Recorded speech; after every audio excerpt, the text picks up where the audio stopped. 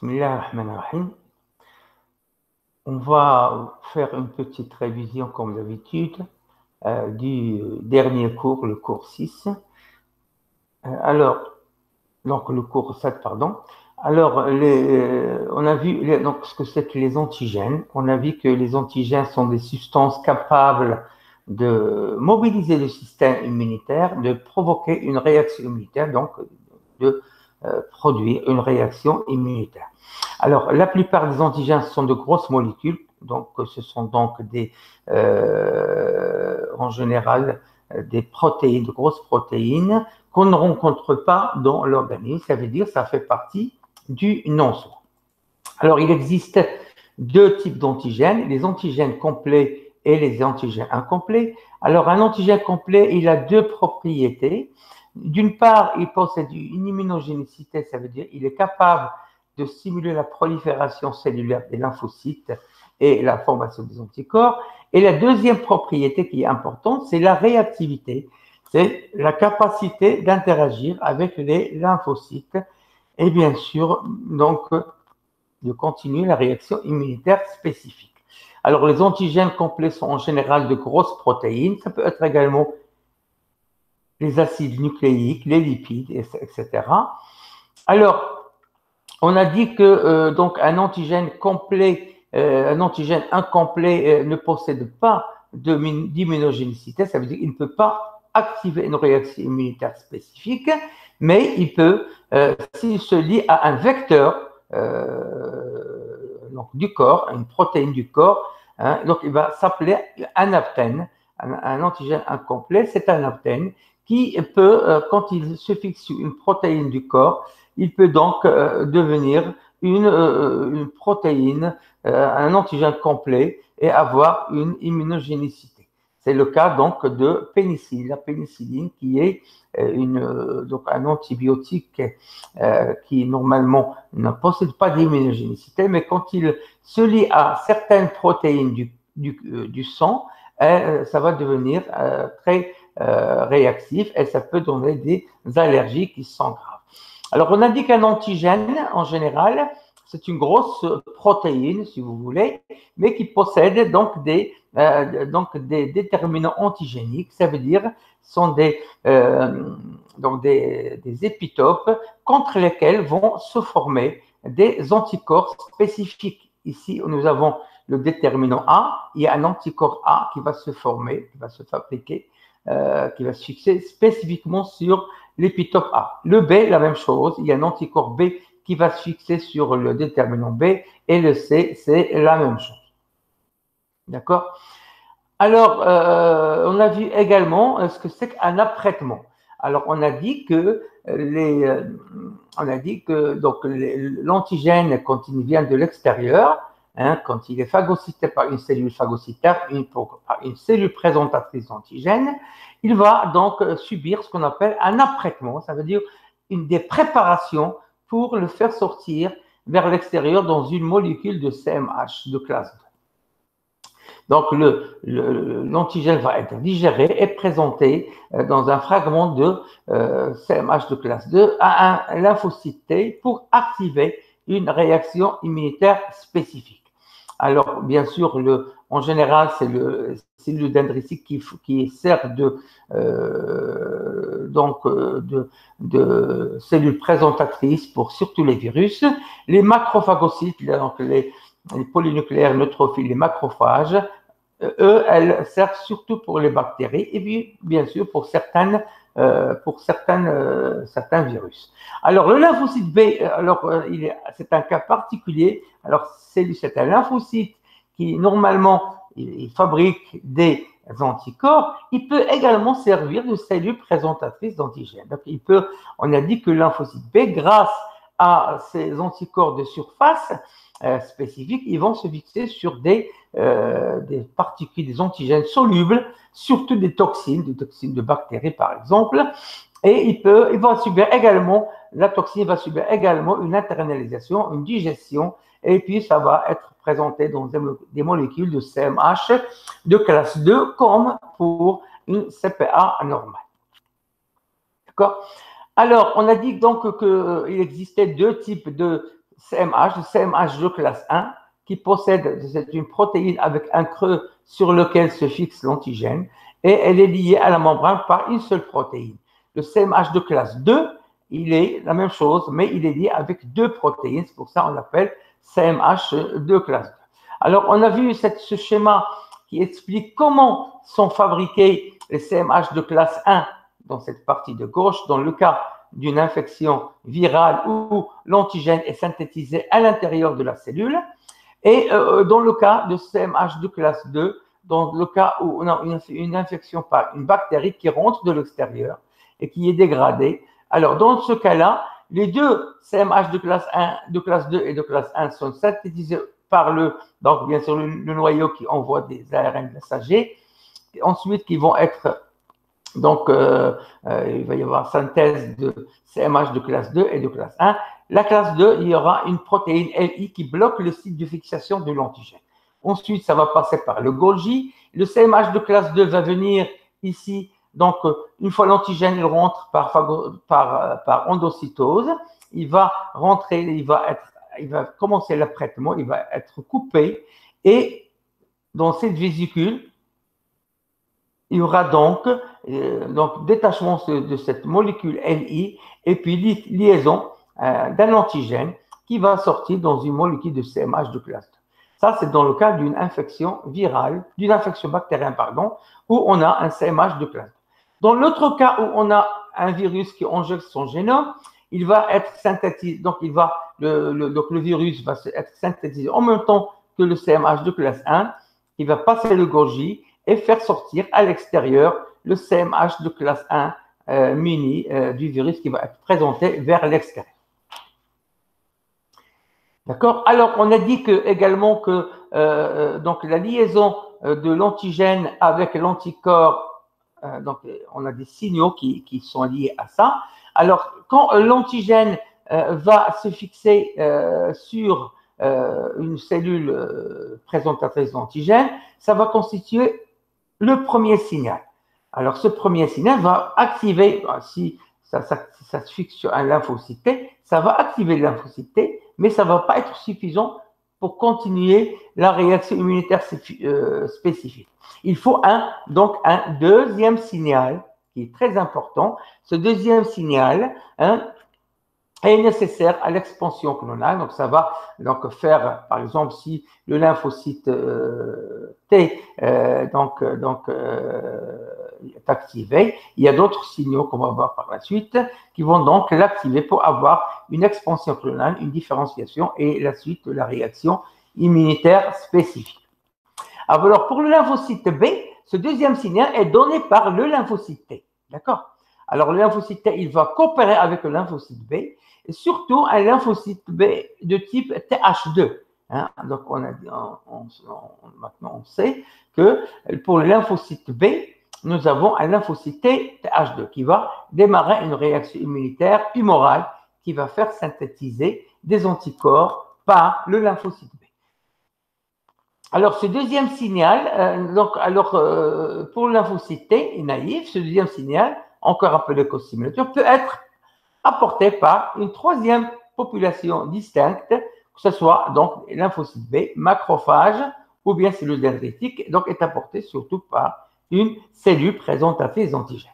Alors, ce deuxième signal, donc le lymphocyte T, quand il va coopérer avec le CPA, il y aura donc la première liaison CMH-TCR, c'est le premier signal. Le deuxième signal va venir de la CPA elle-même. On va voir comment.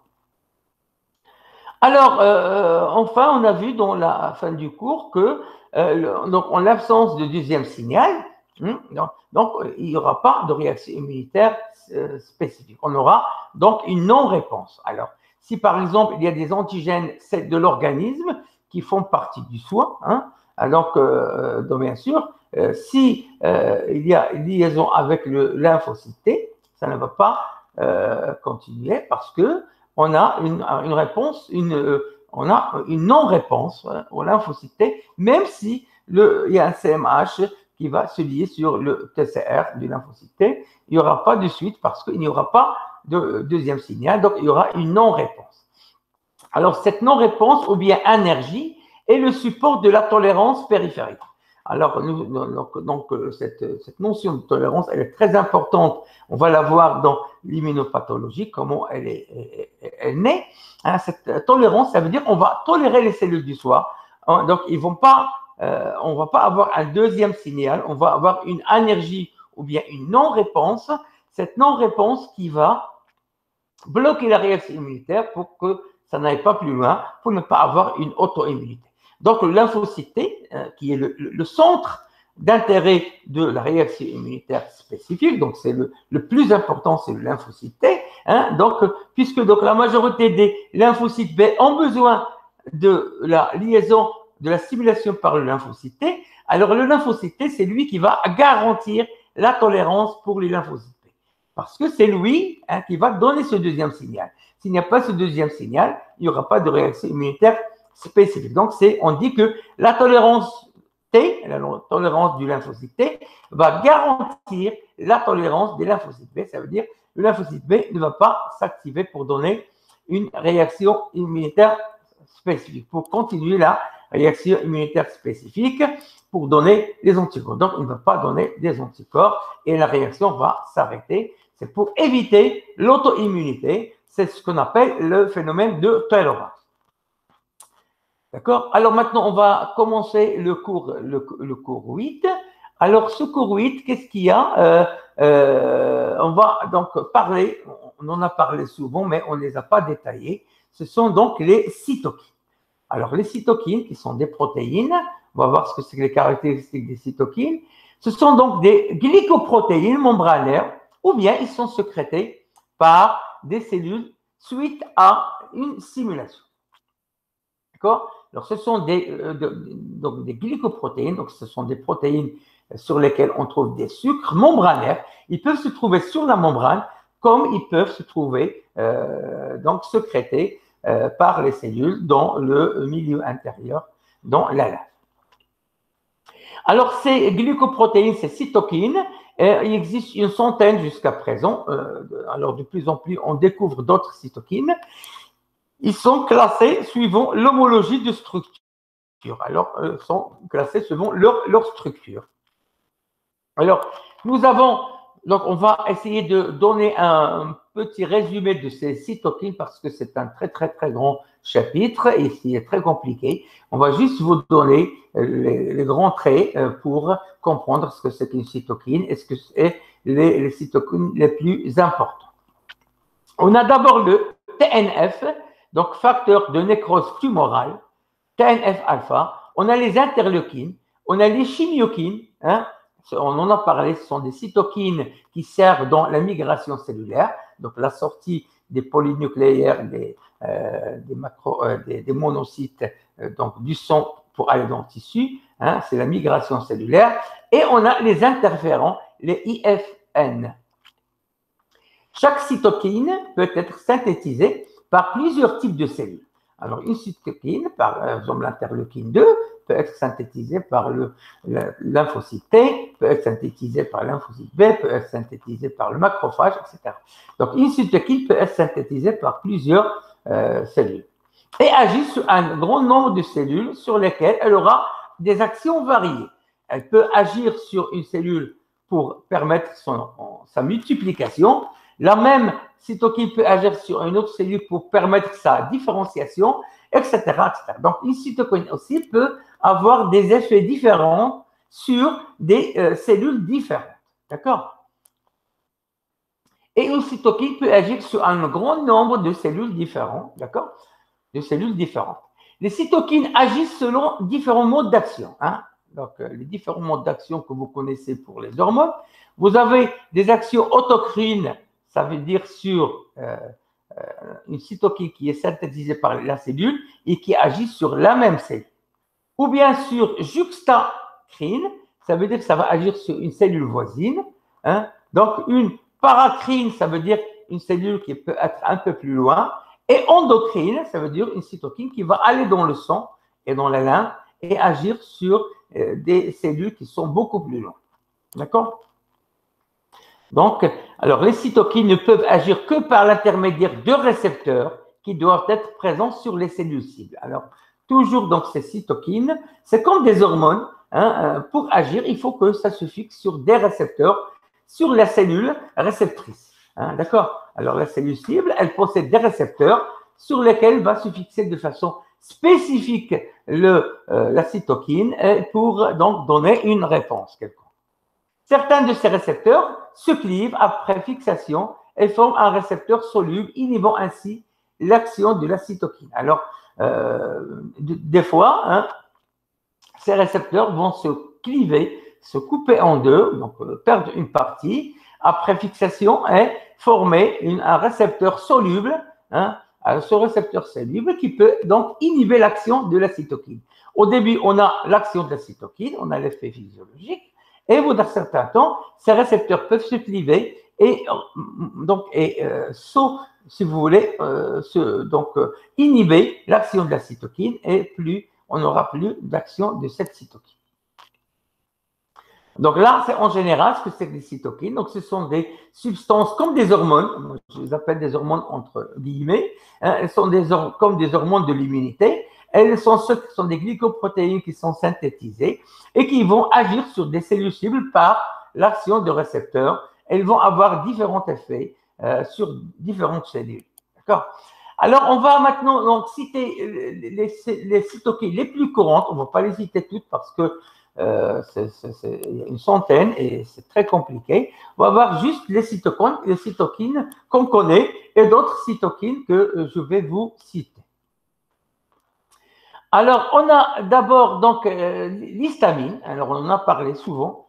L'histamine, c'est une amine vasoactive, donc elle permet la dilatation des vaisseaux, stockée dans les granules de mastocytes. On a vu les mastocytes qui se trouvent dans les épidermes, les dermes, donc les mastocytes et aussi sur les basophiles.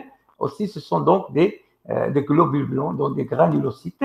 Alors, ces mastocytes et ces basophiles vont libérer, une fois stimulés, ils vont libérer cette histamine qui a un effet vasodilatateur, vasoactive. Donc, on a vu que ça agit au niveau de l'inflammation pour dilater les vaisseaux sanguins. D'accord? Elles ont un effet vasoactif. Donc, les mastocytes activés par la reconnaissance de DAMP, donc le signal de danger sur le PAMP, ou par les anaphylatoxines C3A et C5A, ce sont des anaphylatoxines des chimiotactiques. Ils vont donc, ces mastocytes vont libérer de l'histamine, qui est normalement, cette histamine sont stockées dans des granules dans le milieu, dans les mastocytes. Alors, l'histamine, elle a un effet, augmente la perméabilité vasculaire et permet la contraction des muscles lisses localement, donc c'est toujours dans l'inflammation. Elle agit aussi au niveau du système nerveux et provoque la sensation de douleur. D'accord? On a vu ça dans le schéma de l'inflammation qu'on va revoir dans un TD plus en détail. Alors, cette histamine qui va augmenter la perméabilité vasculaire et bien sûr et la contraction des vaisseaux lisses, bien sûr pour permettre l'apport de sang, et aussi elle va avoir un effet sur les terminaisons nerveuses pour donner la sensation de douleur quand il y a une blessure par exemple. Alors on a vu l'histamine, maintenant on va voir ce que c'est que les chimiokines. Alors les chimiokines sont de petites cytokines dont la plupart sont produites lors d'une réponse inflammatoire. Alors les chimiokines, c'est surtout dans une réponse inflammatoire. Les chimiokines sont des cytokines impliquées dans la migration cellulaire, on a vu, c'est elles qui vont permettre donc la migration cellulaire, comme on a vu dans l'inflammation, vont permettre le transport, permettre l'attraction des cellules immunitaires vers l'endroit qui est infecté. Elles sont sécrétées par de nombreuses cellules sentinelles, les cellules dendritiques, les macrophages, etc. Ce sont donc des cellules qui patrouillent dans le tissu, dans l'épiderme, pour chercher les antigènes. Quand ils trouvent des antigènes, ils vont sécréter des chimiokines qui vont permettre donc l'apport des macrophagocytes dans l'endroit qui est infecté. Donc, ils sont sécrétés par les cellules sentinelles, cellules dendritiques et macrophages.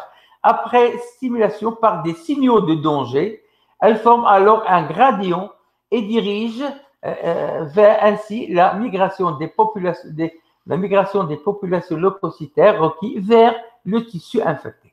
Alors, ces chimiokines, ce sont des chimiotactiques, donc ils ont un pouvoir d'attirer les cellules phagocytaires dans l'endroit qui est infecté, bien sûr, pour permettre la phagocytose.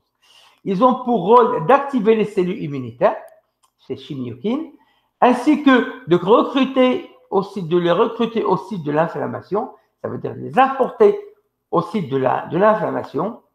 Et parmi ces cellules, ces chimiokines, on a ce qu'on appelle l'interleukine 8. C'est une cytokine qui est on l'appelle pro-inflammatoire. Ça veut dire participe dans l'inflammation et c'est une chimiokine qui permet d'attirer les polynucléaires neutrophiles, les PNN, au lieu de l'inflammation. Donc, bien sûr, pour ces PNN qui vont faire donc la phagocytose et détruire le micro-organisme dans le lieu de l'inflammation.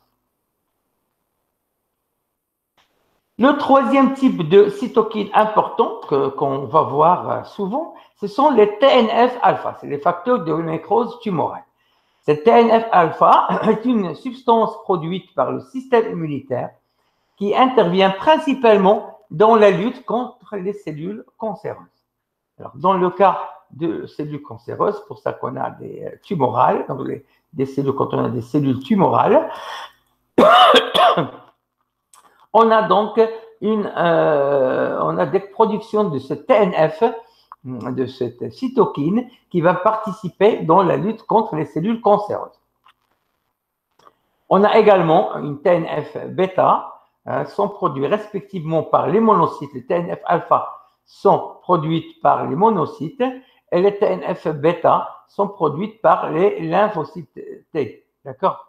Des cellules sentinelles dans le système de défense immunitaire.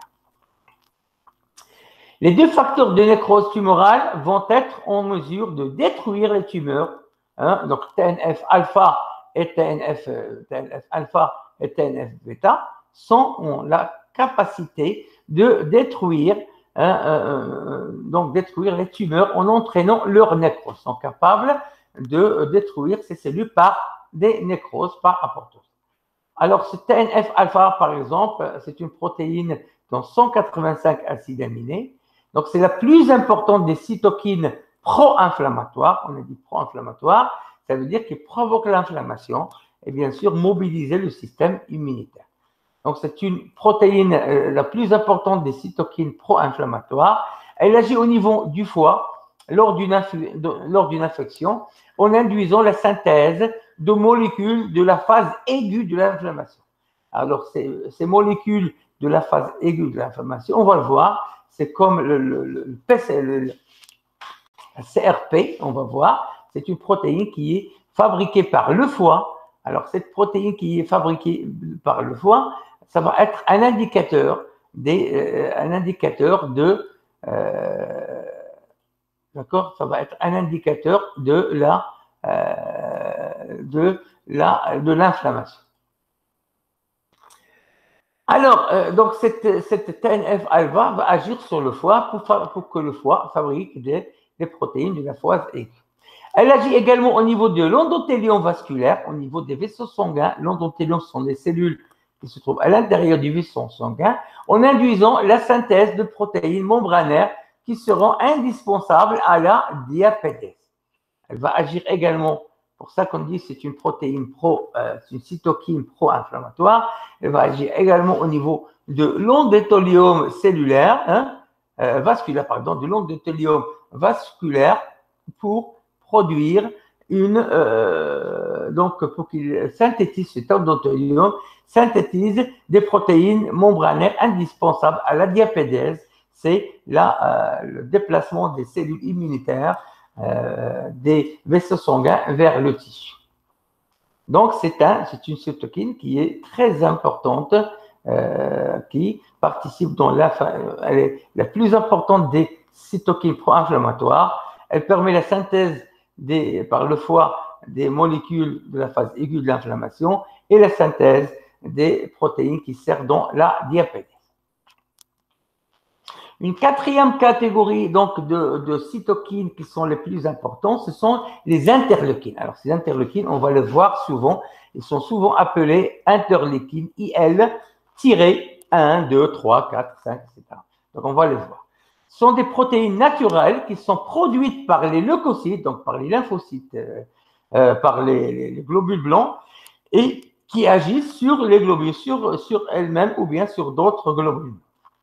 Donc, elles servent de messagers entre les cellules. Elles servent donc de messagers cellulaires, comme certaines hormones qui servent donc de messagers entre les cellules. Alors, on va citer quelques exemples de ces interleukines qui sont les plus importants. D'abord, on a l'interleukine 1. Donc, l'interleukine-1, on aura l'interleukine-2, 3, 4, etc. Alors, l'interleukine 1 est une cytokine pro-inflammatoire. On a dit pro-inflammatoire, ça veut dire qu'il va fabriquer, qu'il va activer l'inflammation, qui va favoriser l'inflammation. Elle est sécrétée par les macrophages. L'interleukine 1 est sécrétée par les macrophages et qui va agir au niveau de l'hypothalamus lors d'une infection afin d'induire la synthèse de prostaglandine qui sera à l'origine de la fièvre. D'accord? Alors, l'interleukine 1 qui est synthétisé par les macrophages va aller au niveau de l'hypothalamus, au niveau du système nerveux central, pour activer la synthèse de prostaglandine, de PG, le grand P, le grand G, qui sera à l'origine de la fièvre. C'est ça qui va donner la fièvre, ainsi qu'au niveau du foie, pour activer la synthèse de certaines molécules de la phase aiguë de l'inflammation. D'accord? Donc, elle a deux rôles. Elle va permettre la synthèse de prostaglandine qui donne la fièvre et activer au niveau du foie la synthèse de molécules de la phase aiguë de l'inflammation. Donc ça, c'est la première cytokine, l'interleukine 1. L'interleukine 2, elle est sécrétée par les CD4. Donc les lymphocytes CD4 qui stimulent la prolifération lymphocytaire et la différenciation en lymphocyte TH. Alors, le lymphocyte T qui n'est pas encore différencié au début, il va se différencier en lymphocyte TH, TH1 ou bien TH2. Alors, l'interleukine 2 va être utilisée en thérapie du cancer contre le VIH, donc pour stimuler la différenciation des lymphocytes T4 en lymphocyte TH1 ou bien TH2. D'accord? On a donc l'interleukine 2, on va le voir dans le TD, c'est très important. Il permet également la prolifération et la différenciation des lymphocytes B et activer le macrophage. Alors, l'interleukine 4 est une cytokine produite par les cellules naturelles killer, les cellules naturellement tueuses qu'on a vues, qui agissent aussi bien dans l'immunité non spécifique dans l'immunité spécifique. Elle permet la différenciation des lymphocytes CD4 en lymphocytes LTH2. D'accord? Et bien sûr, elle va aider la différenciation des lymphocytes B en plasmocytes. Alors, l'interleukine 4, qui est produite par les natural killers, va permettre la différenciation des lymphocytes pour donner, les lymphocytes TH2, ça veut dire pour permettre la réaction immunitaire spécifique humorale qui produit les anticorps par les plasmocytes. D'accord? On a également l'interleukine 6 qui est une cytokine aussi pro-inflammatoire qui va agir au niveau du foie lors d'une infection afin d'activer la synthèse de molécules de la phase aiguë. Donc, c'est également une protéine, une cytokine pro-inflammatoire qui va agir sur le foie pour synthétiser des substances de la phase aiguë, des molécules de la phase aiguë de l'inflammation. On a également l'interleukine 7, qui joue un rôle indispensable dans la maturation des lymphocytes B grâce à sa sécrétion au niveau de la moelle osseuse. On a l'interleukine 10 qui est pratiquement la seule interleukine qui est anti-inflammatoire. Les autres, jusqu'à présent, elles étaient pro-inflammatoires, ça veut dire qu'ils provoquent l'inflammation. L'interleukine 10, elle, au contraire, elle va stopper l'inflammation, elle va bloquer l'inflammation. C'est une anti-inflammatoire qui joue un rôle de régulation de la réaction inflammatoire. Si la réaction inflammatoire continue, au bout d'un certain temps, il faut l'arrêter pour ne pas donner une inflammation chronique. D'accord? Et pour éviter donc une auto-immunité par une inflammation chronique. Vous savez donc que l'inflammation, ça permet de détruire les microbes, mais si elle continue, ça va s'appeler une inflammation chronique. Si elle continue longtemps, elle peut donner des dégâts au niveau du tissu et donc donner une auto-immunité. On a également l'interleukine 12, qui est une cytokine pro-inflammatoire qui module l'activation des lymphocytes. Elle permet la différenciation des lymphocytes T4 en lymphocytes TH1. Donc, elle participe dans l'immunité spécifique à médiation cellulaire. On a l'interleukine 13, qui est une cytokine produite par Natural Killer. L'interleukine 18, qui est une protéine, une cytokine pro-inflammatoire, qui va donc permettre donc la différenciation des lymphocytes T4 en lymphocytes TH1, donc la réaction immunitaire à médiation cellulaire. Et enfin, nous avons donc parmi les interleukines les plus importantes, l'interleukine 23, qui va permettre la différenciation des lymphocytes T4 en lymphocytes TH17. C'est-à-dire que c'est une cytokine, ce sont donc des lymphocytes TH17 participent dans les réactions d'allergie et dans les réactions inflammatoires. D'accord? Alors ça, ce sont donc des exemples des interleukines les plus importantes. Bon, je vous les ai résumés au maximum et je vous ai donné donc les grands traits de ces interleukines qui sont très importantes dans l'immunité. Alors enfin, nous avons la dernière catégorie de cytokines qui est les interférents. Alors, donc les interférents sont des cytokines dont la production est induite suite à une infection virale. Quand il y a une infection virale, nous avons des interférents. Une infection bactérienne aussi, ça peut donner des interférents. Une infection parasitaire, s'il y a des parasites, ou bien la présence de cellules tumorales. Donc, ceci a une réponse à la présence d'acides nucléiques étrangers. Quand il y a des acides nucléiques étrangers à l'organisme. Donc, en général, quand il y a des infections virales, surtout par les virus à ARN, il y a des acides nucléiques qui vont se retrouver dans le cytoplasme de la cellule. Donc, il y aura donc une synthèse d'interférents. Donc, c'est surtout dans une infection virale, mais ça peut se trouver également dans les infections bactériennes, parasitaires et les cellules tumorales, les cellules du corps qui deviennent cancérigènes. Alors, ces interférents ont un effet principalement dans la réplication virale. Donc, c'est pour éviter la réplication de l'ADN ou bien de l'ARN, la réplication de l'ARN. Donc, ils vont essayer de stopper la réplication virale. Une action bactérienne est aussi une action antiprolifératrice. Donc, ça bloque aussi la multiplication des bactéries et la prolifération des cellules étrangers. Et aussi l'activation d'autres cellules immunitaires telles que les natural killers, les macrophages et aussi les lymphocytes. Donc, elle va ainsi donc activer les cellules immunitaires pour bien sûr permettre de détruire les cellules qui rentrent dans l'organisme.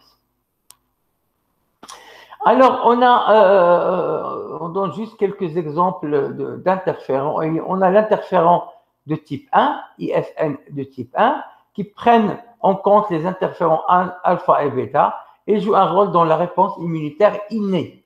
Donc, l'IFN 1 donc, joue un rôle dans la réaction immunitaire non spécifique. Ils sont produits par les cellules immunitaires, mais également par un grand nombre de cellules, cellules dendritiques, cellules épithéliales, etc., suite à différents types d'interactions. Donc, quand il y a une interaction avec des récepteurs qui s'appellent TLR ou bien RLR, ce sont des récepteurs cellulaires. Donc, il y aura donc production de ces interférons de type 1. Et donc, il y a l'interféron IFN de type 2, on l'appelle l'interféron gamma, gamma, qui sont produits uniquement par les cellules immunitaires, lymphocytes B, lymphocytes T et natural killer. Et l'interféron gamma, IFN gamma, sont synthétisés par ces trois types de cellules spécifiques lors de la réaction immunitaire adaptative. Alors, le type 1, alpha et bêta sont au cours de la réaction innée et donc l'interféron gamma dans la réaction adaptative. Alors, ces interférons gamma ils ont différents rôles plus ou moins directs au sein de l'organisme. Protection contre les infections virales, stimulation de l'activité phagocytaire des macrophages, stimulation donc de la maturation des lymphocytes T et lymphocytes B, la maturation qui se fait dans les organes lymphoïdes primaires, augmentation de l'expression de CMH de classe 1 et de classe 2 par les macrophages. Donc, les macrophages, une fois qu'ils sont stimulés par ces interférons gamma, ils vont augmenter le nombre de CMH, de molécules de CMH de classe 1 et de classe 2. Ils ont enfin une action des polynucléaires neutrophiles PNN sur les polynucléaires neutrophiles et les cellules NK. D'accord? Donc, ce sont donc les interférons interférons alpha et bêta qui agissent au niveau de la réaction immunitaire non spécifique et l'interféron gamma qui agissent au niveau de la réaction immunitaire spécifique. Alors là, on a fini un petit peu les cytokines. Je vous les ai résumés au maximum pour vous donner une idée sur ces cytokines et surtout sur les cytokines les plus importantes qu'on va voir au cours du reste du cours, qui sont très importants dans la réaction immunitaire, que ce soit spécifique ou non spécifique, mais surtout dans la réaction immunitaire spécifique. D'accord ? Alors, dans ce dernier chapitre de ce cours, on va voir donc ce que c'est que les marqueurs de surface des cellules immunitaires ou bien des classes de différenciation ou bien, ça s'appelle en anglais, clusters de différenciation, Alors, ces CD qu'on a vu au cours de ce cours-là, on a vu CD4, CD8, CD2, CD3, etc. Ce sont donc des marqueurs membranaires, ce sont des marqueurs de la membrane des cellules immunitaires. Ce sont des marqueurs de la membrane. Alors, ce sont des marqueurs de la membrane, ça veut dire que chimiquement, on peut déterminer, par exemple, entre un lymphocyte T4 et un lymphocyte T8, au niveau du microscope, on ne peut pas les distinguer. Si on met des marqueurs de CD4 ou bien de CD8, on peut distinguer entre CD4 et CD8, on peut les voir au microscope, donc la différence entre CD4 et CD8. Alors, les CD sont présents à la surface de toutes les cellules immunitaires. Toutes les cellules immunitaires possèdent différentes CD4. Donc, ce sont des antigènes exprimés par la population cellulaire du système immunitaire. Ce sont donc des antigènes spécifiques qui sont sécrétés par les cellules et qui se trouvent au niveau de la membrane et déterminent le type cellulaire et leur stade de différenciation cellulaire. D'accord? Donc, il détermine le type cellulaire, alors qu'on peut distinguer entre lymphocyte T CD4 et lymphocyte T CD8, ainsi que le stade de différenciation. On peut avoir des lymphocytes T CD8 qui se sont transformés en lymphocytes T cytotoxiques. Donc, c'est un stade de différenciation cellulaire. D'accord. Ce sont des marqueurs de surface cellulaire pour identifier les cellules. On les utilise pour identifier les cellules. Est-ce que c'est CD4, CD8 ou CD17, etc. Donc, c'est pour différencier. C'est une pièce d'identité de la cellule. Ce sont donc des molécules aussi fonctionnelles qui permettent les fonctions physiologiques telles que l'activation, la régulation, la différenciation. D'accord. Alors, on a donc les lymphocytes, donc les CD, CD4, CD8, qui vont se transformer en CD lymphocytes T cytotoxiques, elles ont aussi des réactions fonctionnelles. Elles peuvent donc permettre l'activation et aussi la régulation. Il y a certaines cytokines qui vont se transformer en lymphocytes T, qui peuvent donc certains lymphocytes T qui peuvent se transformer en lymphocytes T régulateurs pour stopper la réaction immunitaire, etc., ainsi que permettre la différenciation d'autres cellules. Alors ici, donc, on a un tableau, je vous le passe rapidement, où on trouve plus de 360 CD différents sur des cellules. Ici, vous avez le CD, les types de CD, CD3, CD2, CD2R, CD3, CD4, CD5, etc. Les principales cellules qui portent ces cellules, par exemple ici, le CD2, il est porté par les lymphocytes T. Et aussi les composants membranaires, la fonction, ce sont donc des récepteurs pour le LFA3. Donc, ce sont des molécules d'adhésion qui se trouvent sur les CPA et aussi sur les sont sur certaines cellules du mutant. D'accord. Vous avez donc ici le type de CD, les principales cellules porteuses et ici la fonction de ces cellules. On a par exemple ici CD4 qui sont sur les T auxiliaires, sur les lymphocytes T auxiliaires, et sont des récepteurs de CMH de classe 2 et de classe 2, donc aussi du VIH, etc. CD8 qui se trouvent sur les lymphocytes T cytotoxiques sont les récepteurs de CMH de classe 1, etc.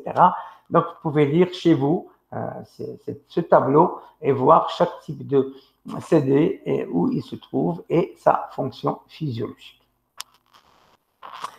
Alors ici, on a terminé donc ce cours dans lequel on a vu donc les différentes cytokines, on a vu les différents CD.